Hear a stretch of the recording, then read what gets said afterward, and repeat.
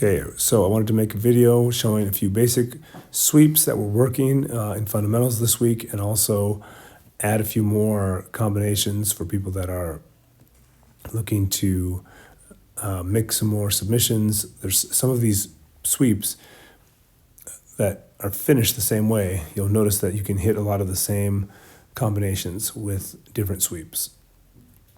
So I didn't know that earlier in my jiu-jitsu training, so I'm assuming that some of you guys. So right here we just did some back break falls.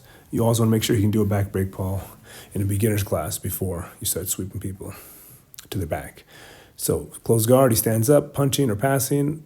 This is the basic double ankle sweep. You grab the ankles, you drop your hips, and you knock the guy back.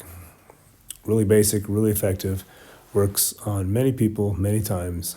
Not, of course, nothing works on all people all the time. Turn the hips to the side, make sure the weight comes here, and make that semicircle around to get on top, deflecting any power if they're trying to push you. So again, close guard, get the ankles, drop the hips, knock him back. Don't try to go straight up the middle. Here, he can block. But if he keeps pushing, I can circle around the power, deflecting, and get into the top position. So obviously you need both ankles to make this happen. Get an overhand grip, don't scoop under or do underhooks. Here's our first combination. Armbar will go into more detail. If you can't get both ankles, we have the other option here, the tripod sweep. Excellent sweep for almost any circumstance. You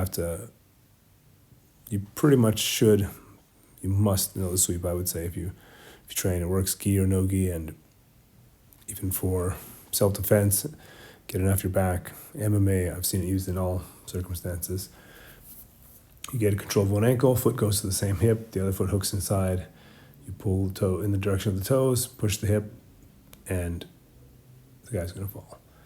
So for self-defense, we're going to do a technical stand-up instead of trying to score the points. So what that means is when I knock the guy down here for basics, for fundamentals, when I knock him down, I'm just going to get up versus jumping on top if he's going to kick me. So back to the double ankle. There's some classroom footage here. We have combinations. There's that self-defense armbar. Pay attention to how his body's falling. Here, if the arm is bent instead of straight, I can go into a triangle choke. See, he's pushing with a bent arm here, a forearm instead of a straight arm. So the triangle is a possibility here. And these are not as much self-defense. These are just more fun. We're rolling in the club. It feels really good to hit moves like this. And they're good. So combination, here's a hip sweep from closed guard. Right? I take the man over at that angle. And there's a similarity of that circling, that semicircle finish. Sometimes I try to go and look the same way. He may post his hands, but I can take this leg or the top leg, either one, over and connect back to the triangle choke as we did before. So I'm trying to show a few different sweeps in this video that are very basic reversals, very basic sweeps that can combine with different triangle attacks, armbar attacks. So I have him controlling his arms. Now he needs to get inside position. That's the point I'm making here. So the person standing up needs to get their arms inside your biceps, chest, or neck. And that's why we have to go into these other maneuvers. If we could just control them already, we wouldn't have to do this, right? So he goes to stand up. I can't stop it. So I'm hooking his arms. There he goes. He stood up. Another sweep we have here, the muscle grip, or the scoop grip. Get under your elbow towards the ankle, and you push your hips, drop the hips, and sideways into the knee. As he goes over, you'll notice the finishing position. Hips come up. It's that same semicircle type of position. And of course, if the arm is straight, just as before, the same thing. We can go into that self-defense armbar. We could go into the rolling into an armbar if it's a little more sophisticated.